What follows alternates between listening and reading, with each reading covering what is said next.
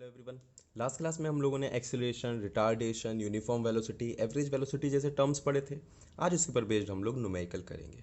अच्छा, न्यूमेरिकल करने से पहले कुछ बातें आपको याद रखनी चाहिए। जैसे आलसी लोग डिस्टेंस को एस से दिखा देते हैं, टाइम को टी से दिखा देते हैं, एक्सेलरेशन को ए से दिखा देते हैं, इनिशियल वेलोसिटी को यू से और फाइनल वेलोसिटी को वी से। यू और वी वाली बात मैंने आपको लास्ट क्लास में बताई हुई थी। ठीक है, नहीं देखिए तो पहले प्रीवियस वीडियो देखो। तो अगर कभी आपको एस लिखा हुआ दिख जाए तो स्पीड मत समझना, डिस्टेंस है। टी से टाइगर नहीं है, टाइम है। ए से एक्सीलरेशन, यू से इनिशियल वेलोसिटी और वी से फाइनल वेलोसिटी। अब न्यूमेरिकल पे मूव करते हैं। तो फर्स्ट न्यूमेरिकल क्या कह रहा है? An object is moving in a circle of radius R. कोई एक ऑब्जेक्ट है वो सर्कल में मूव कर रहा है जिसके रेडियस आर है। Calculate the distance and displacement. आपको डिस्टेंस और डिस्प्लेसमेंट बताना है। First part when it complete half circle, जब वो आधा सर्कल कंप्लीट कर लेता है। और second part when it complete full circle. तो देखो, पहले पार्ट में और दूसरे पार्ट में, दोनों पार्ट में आपको क्या बताना है? सर डिस्टेंस बताना है। और क्या बताना है? सर डिस्प्लेसमेंट बताना है ना?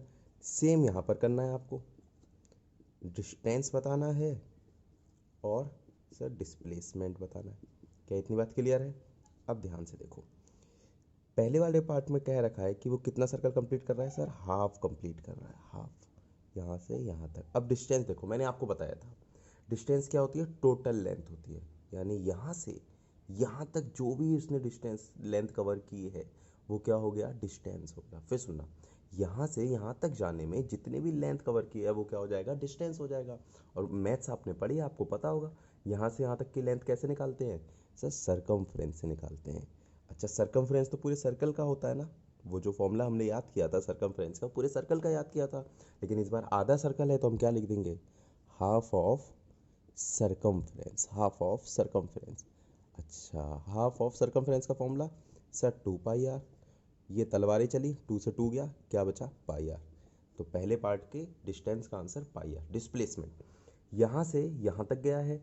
अब देखो, डिस्प्लेसमेंट के लिए मैंने आपको बताया था स्टार्टिंग में कहाँ था? यहाँ पे। बाद में कहाँ है? यहाँ पे। बीच में छोटी से छोटी दूरी स्ट्रेट लाइन में ये। तो ये अगर आप बता देते तो डिस्प्लेसमेंट आ जाता। अब आपको पता है यहाँ से यहाँ तक की दूरी क्या दे रखी है? रेडियस। तो यहाँ से यहाँ तक की भी क्या होगी? रेडियस। पता है नहीं पता है मैथ्स में आपको? सेंटर से एंड तक की दूरी रेडियस होती है, या फिर इसको डायमीटर भी बोलते हैं। और डायमीटर किसके बराबर होता है? 2 टाइम्स ऑफ रेडियस। तो क्या मैं लिख सकता हूँ डिस्प्लेसमेंट 2r? तो पहला पार्ट कंप्लीट हो गया। दूसरे पार्ट की बात करते हैं। देखो, दूसरे पार्ट में उन्होंने कह रखा है पूरा सर्कल है, पूरा सर्कल है ना, गोल नहीं बना, पूरा सर्कल। ठीक है, अब देखो पूरा सर्कल है तो डिस्टेंस के लिए क्या करोगे? सर सरकमफ्रेंस लिख देंगे। और सरकमफ्रेंस का फॉर्मूला क्या होता है? सर सरकमफ्रेंस का फॉर्मूला अभी आपने ऊपर लिखा था, क्या? 2 पाई आर। अच्छा, डिस्प्लेसमेंट देखो, यहाँ से स्टार्ट हुआ वापस वहीं पे आ गया, या फिर यहाँ से मान लो यहाँ से स्टार्ट हुआ वापस वहीं पे, तो डिस्प्लेसमेंट क्या हो गया? 0 हो गया। समझ में आया? अब नेक्स्ट क्वेश्चन पे मूव करते हैं। अच्छा, सेकंड न्यूमेरिकल क्या कह रहा है?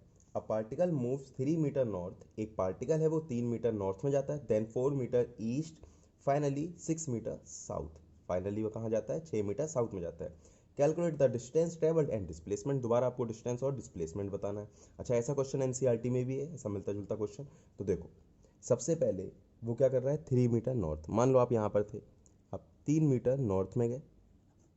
ठीक है, उसके बाद में 4 मीटर ईस्ट, पता है ना आपको ईस्ट इधर होता है, तो 4 मीटर आप इधर ईस्ट में गए।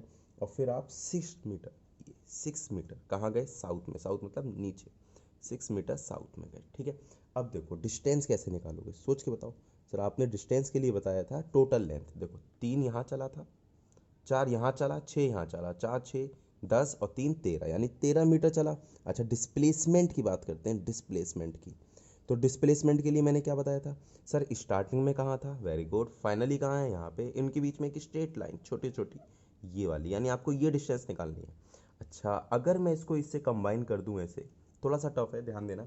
इसको अगर मैं इससे मिला देता हूँ तो क्या ये राइट एंगल ट्रायंगल नहीं बन जाएगा? सोच के देखो, राइट एंगल ट्रायंगल बन गया। तो फिर हम क्या लगा सकते हैं? Pythagoras theorem. और हमें पता है ये 4 है, सोच के देखो ये 4 है तो ये भी क्या होगी? 4। सेम सेम नहीं लग रहा है? तो ये भी क्या हो गई? 4 मीटर हो गई। अच्छा, ये टोटल 6 थी, 6 में से 3 गई। देखो फिर सुनो, 6 थी, 6 में से 3 गई, मिटा दो तो कितनी बचेगी? 6 - 3, कितना बचेगा यहाँ पर? सर 3 मीटर बचेगा, सिर्फ इतना। समझ में आया नहीं आया? क्योंकि ये ऊपर वाला तो 3a है तो ये भी क्या होगा, 3 होगा। समझ में आता है? फिर सुनना एक बार, ये 4 तो ये भी 4, ये 3 तो ये भी 3, 6 में से 3 गया, 6 में से 3 गया तो ये कितना बचा, 3। अब देखो मैं अलग से इस वाले ट्रायंगल को अलग से बना के दिखाता हूँ। कुछ ऐसा सा ट्रायंगल नहीं बन गया, ये 3 ये 4, तो पाइथागोरस लगा के हम ये नहीं निकाल सकते? निकाल सकते हैं ना? कैसे निकालोगे सर? हमें फॉर्मूला पता है, by Pythagoras theorem, by Pythagoras theorem. Theorem लिखा है मैंने ये, ठीक है। हाइपोटेन्यूज का स्क्वायर बराबर परपेंडिकुलर का स्क्वायर प्लस बेस का स्क्वायर। तो हाइपोटेन्यूज हमें निकालनी है। परपेंडिकुलर कितना है सर, 3 का स्क्वायर। बेस कितना है सर, 4 का स्क्वायर। कर दो स्क्वायर, 9 + 16 25। एच स्क्वायर बराबर 25, तो एच बराबर कितना आ जाएगा, √में 25। और जब ये छतरी हटाएंगे तो कितना बचेगा, 5 मीटर बचेगा। समझ में आया? तो डिस्प्लेसमेंट कितना हो गया सर, 5 मीटर हो गया। Displacement is equal to 5 metre. समझ में आता है? नेक्स्ट क्वेश्चन पे मूव करते हैं। अच्छा, नेक्स्ट न्यूमेरिकल में क्या लिखा है, a car travels 30 kilometre at a uniform speed of 40 kilometre per hour and next 30 kilometre at a uniform speed of 20 kilometre per hour, find its average speed. कहने का मतलब क्या है, कोई एक कार है, वो स्टार्टिंग में 30 किलोमीटर चलती है, 30 किलोमीटर चलती है 40 किलोमीटर पर आवर की स्पीड से, और बाद के 30 किलोमीटर 20 किलोमीटर पर आवर की स्पीड से। अच्छा, डिस्टेंस को मैंने बताया था किससे दिखाते हैं सर, एस से, और स्पीड को हम किससे दिखाते हैं, वी से, है ना। तो पहली वाली डिस्टेंस 30 किलोमीटर, बाद वाली डिस्टेंस H2 भी कितनी है, 30 किलोमीटर। स्टार्टिंग वाली स्पीड क्या थी सर, 40 किलोमीटर पर आवर, और बाद वाली स्पीड क्या थी सर, बाद वाली स्पीड है 20 किलोमीटर पर आवर। देखो, जब भी आप न्यूमेरिकल करो तो सबसे पहले डेटा लिखा करो, फिर आपको क्या निकालना है वो लिखा करो। आपको क्या निकालना है इसमें, एवरेज स्पीड निकालना है, एवरेज स्पीड। उसके आगे क्वेश्चन मार्क कर दिया करो, है ना। तो 10th में भी ऐसा होता है, जब आप गिवन लिख देते हैं और जो निकालना है वो लिख देते हैं तो आपको मार्क्स मिलना स्टार्ट हो जाते हैं, आधा नंबर मिलना स्टार्ट हो जाता है। समझ में आया? तो ये आदत डाल लो अब आप लोग, 9, 10, 11, 12 में काम आएगा। अब बताओ भाई, एवरेज स्पीड निकालना है। स्पीड का फॉर्मूला तो याद रह गया होगा, डिस्टेंस अपॉन टाइम। लेकिन एवरेज लगाते मैंने क्या कहा था कि टोटल कर लेना, क्या कर लेना, टोटल डिस्टेंस अपॉन में टोटल टाइम। अच्छा, टोटल डिस्टेंस पता है कितनी है सर, 30 और 30 60 है टोटल डिस्टेंस। लेकिन क्या टोटल टाइम पता है सर, टाइम नहीं पता। तो दोनों केसेस में मैं टाइम निकाल दूंगा। समझ में आता है? तो देखो भाई, केस 1, पहला केस, पहले केस में टाइम निकालेंगे। पहले केस में टाइम का फॉर्मूला पता है, speed is equal to distance upon time होगा। तो टाइम इज इक्वल टू क्या हो जाएगा सर, डिस्टेंस अपॉन में स्पीड, यानी 30 अपॉन में 40। ऐसे ही दूसरे केस में टाइम निकाल सकते हो, सोच के देखो। ये मैं आपको सारे टफ न्यूमेरिकल करा रहा हूँ, आप आसान फिर खुद से कर सकते हो। 30, 30, दूसरी स्पीड कितनी है, 20। ये दोनों टाइम आ गया, दोनों, है ना। अब समझना, एवरेज स्पीड का फॉर्मूला लिखें। क्या होता है सर एवरेज स्पीड का फॉर्मूला, एवरेज को AV लिख देता हूँ मैं, टोटल डिस्टेंस अपॉन में total time, total distance upon में टोटल टाइम। टोटल डिस्टेंस कितनी है सर, 30 + 30। टोटल टाइम कितना है सर, ये लिखो 30 अपॉन में 40 + 30 अपॉन में 20। अब कैलकुलेशन रह गई है, बस मैथ्स रह गई है। 30 लिखा हुआ है ना, तो ऊपर तो हो गया 60, नीचे क्या करेंगे, देखो भाई नीचे मैंने 30 कॉमन ले लिया, दोनों में 30 है ना, बाहर निकाल दिया, अंदर क्या बचा, 1/40 + 1/20। अब क्या करेंगे इसका सर, एलसीएम लेंगे भाई, है ना। 30, 30 और इसका एलसीएम कितना होगा, 40, 20 कह रहे हैं, 40 आता है, हाँ सर, 2 बार +1 अपॉन में 40। समझ में आया?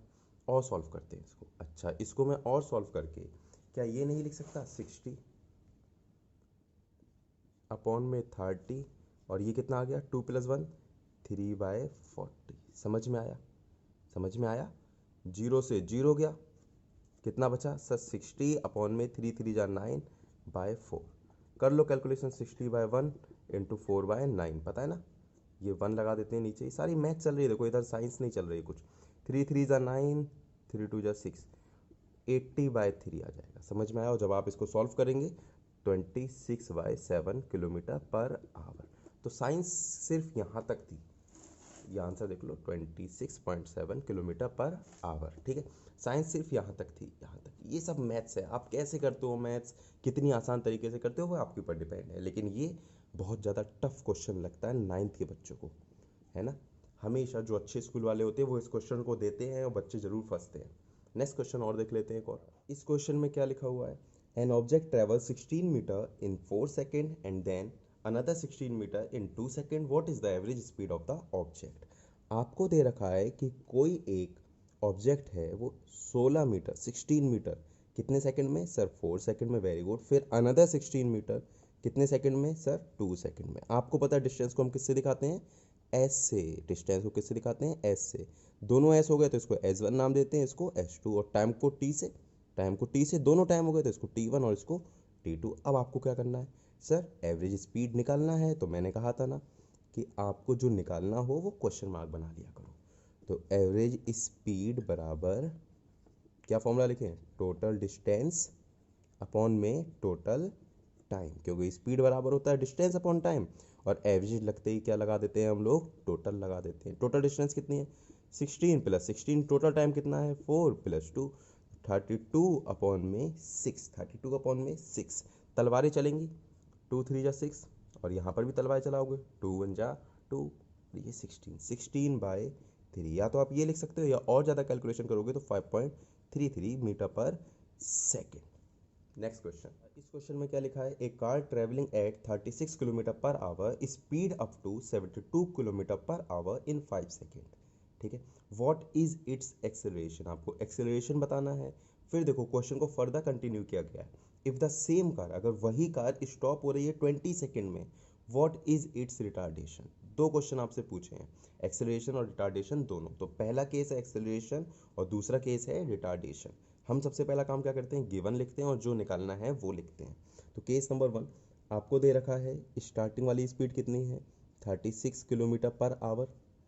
उसके अलावा बाद वाली स्पीड कितनी है, 72 kilometre per our, very good. Time कितना है, सर 5 सेकेंड है। और निकालना क्या है, आपको एक्सेलरेशन निकालना है।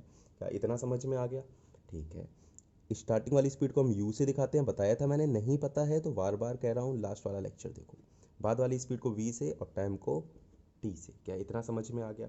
अच्छा ये देखो, ये सेकंड में है और ये आवर में है, तो क्या हम इसको बदलेंगे नहीं, सोच के देखो, किलोमीटर पर आवर को मीटर पर सेकंड में बदलेंगे, क्योंकि डिस्टेंस की ऐसा यूनिट मीटर होती है, टाइम की ऐसा यूनिट सेकंड होती है, और इधर लिखा क्या है, किलोमीटर और आवर। तो सर लास्ट वाले क्वेश्चन में क्यों नहीं बदला था, क्योंकि उसमें सारा डेटा किलोमीटर आवर में था, इसलिए नहीं बदला था। अब बदल के भी करोगे तब भी आंसर वही आएगा, ठीक है। अब किलोमीटर पर आवर को मीटर पर सेकंड में बदलना आता है, याद करो बचपन में आपने सीखा था। हाँ कैसे बदलते हैं, याद करो। किलोमीटर पर आवर को जब भी मीटर पर सेकंड में बदलना होता है तो हम लोग 5/18 से मल्टीप्लाई कर देते हैं, 5/18 से मल्टीप्लाई कर देते हैं। अच्छा अंदर की बात जानो, ये आया कैसे। किलोमीटर को मीटर में बदलना है, 1 किलोमीटर में कितने मीटर, सर 1000 मीटर। 1 आवर में कितने सेकंड, 1 आवर में कितने सेकंड, सर 1 आवर में 60 मिनट, और 1 मिनट में 60 सेकंड। तो ये सेकंड में बदल गया। तलवारें चलेंगी, 0 से 0, 0 से 0, 10 अपॉन क्या बचा, 10/36। तलवारें चलेंगी, 2 5 जा 10 और 2 18 जा, तो आया नहीं आया 5/18। तो ये सब कैलकुलेशन थोड़ी ना करके देखेंगे हम लोग, है ना, ये सारी कैलकुलेशन हम नहीं करेंगे, हम सिंपल याद कर लेंगे 5/18। किलोमीटर पर आवर को मीटर पर सेकंड में बदलना है तो 5/18 याद रहेगा। बदलो, 36 को मीटर पर सेकंड में बदलना है तो 5/18, 18 2 ज़ा 36, तो क्या बचा 2 × 5 यानी 10 मीटर पर सेकंड, मतलब 10 मीटर पर सेकंड। इधर बदलो, कितना लिखा है 72, मल्टीप्लाई में क्या लिखोगे 5/18। दोबारा तलवारें चलाओ, बताओ भाई कितना आएगा, सर 18 4 ज़ा होता है, 4 5 ज़ा यानी 4 5 ज़ा कितना हो गया 20 मीटर पर सेकंड। समझ में आया। अब कुछ नहीं बदलना, अब फॉर्मूला लगाओ। ए का फॉर्मूला क्या होता है, v माइनस यू अपॉन में टी। अच्छा इसको फर्स्ट इक्वेशन ऑफ मोशन से भी कर सकते हैं, मैं आपको फर्स्ट इक्वेशन ऑफ मोशन करना सिखाऊंगा। कोई भी फॉर्मूला लगा देना, एक ही बात है। तो ए का फॉर्मूला क्या लिखोगे, सर बाद वाली स्पीड माइनस पहले वाली स्पीड अपॉन में टाइम, या चेंज इन वेलोसिटी अपॉन में टाइम। बाद वाली स्पीड कितनी है, सर 20, पहले वाली 10, टाइम कितना है, सर टाइम है 5, 20 माइनस 10 10 अपॉन में 5। तलवारें चलेंगी, 5 2 ज़ा 10, तो आंसर कितना है 2 2, नहीं इतने में मार्क्स कट जाएंगे, मीटर पर सेकंड स्क्वायर। अब रिटार्डेशन निकालते हैं।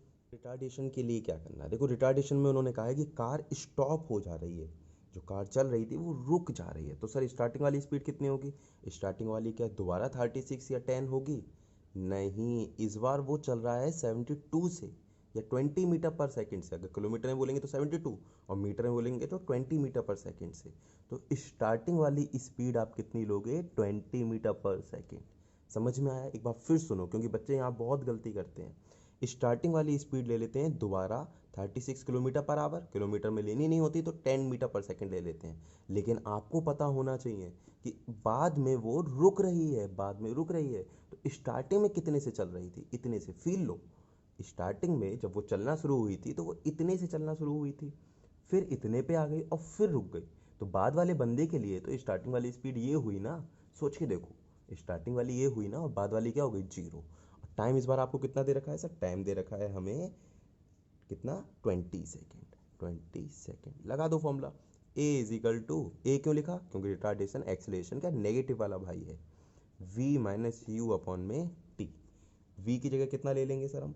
सर हम v की जगह ले लेंगे, v की जगह 0, u की जगह 20, t की जगह दोबारा 20। तो कितना बचेगा? माइनस का 20 अपॉन में 20। तलवारें चलेंगी तो आंसर 1। तो माइनस का आंसर आया नहीं आया? तो खुद ही माइनस में आ गया आंसर। अगर नहीं आता तो इसका मतलब आपका आंसर क्या था? गलत था। तो रिटार्डेशन का आंसर हमेशा किस में आएगा? माइनस में आएगा। समझ में आया? अच्छा, यहाँ तक था पोर्शन। अब नेक्स्ट क्लास में हम लोग डेरिवेशन करेंगे 3 इक्वेशंस का। वो 3 इक्वेशंस का डेरिवेशन आप ये समझो स्कूल में आता ही आता है। 99.99% चांसेस रहते हैं। कुछ स्कूल होते हैं जो नहीं देते हैं, नहीं तो आता ही आता है। कौन कौन से हैं? v is equal to u plus a t, v is equal to u plus a t, s is equal to u t plus half a t square, और v square minus u square is equal to 2as। ये तीनों आप कम से कम 10 बार बोलो। मैं class में इन 3 equations को 10 बार बुलवाता हूँ। तो आपकी भी जिम्मेदारी है कि आप इसको कितने बार बोलेंगे? 10 बार बोलेंगे। जब तक ये अच्छे से याद नहीं होंगे आपको मोशन अच्छे समझ में नहीं आएगा। 3 इक्वेशन आपको याद होनी चाहिए। ठीक है, नेक्स्ट क्लास में मिलते हैं, तब तक के लिए गुड बाय।